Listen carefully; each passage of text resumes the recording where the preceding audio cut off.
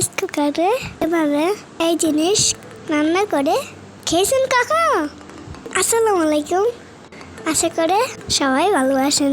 কুকারে কিভাবে রাইস কুকারে পায়েস রান্না করতে হয় অনেকেই জানেন না, কিন্তু যারা জানেন না আমার এই রান্না বহু কপি করতে পারেন।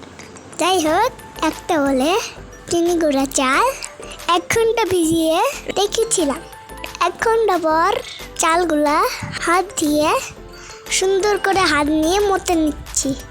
এবার রাইস কুকারের বাটিতে খিচুড়ির রস দিয়ে গরম করে নিচ্ছি।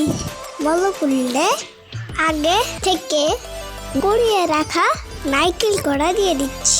এবার একটু নাড়াচাড়া করে নিচ্ছি, আর সঙ্গে মতে রাখা চালও দিয়ে দিচ্ছি, আর সামান্য লবণ দিয়ে দিচ্ছি।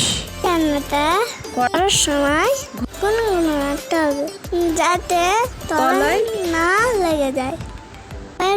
না ঘন হওয়া পর্যন্ত পর্যন্ত নাড়তে হবে। এই মুহূর্তে আমার খেজুরের পাশ রেডি। কেমন লাগলো জানাবেন।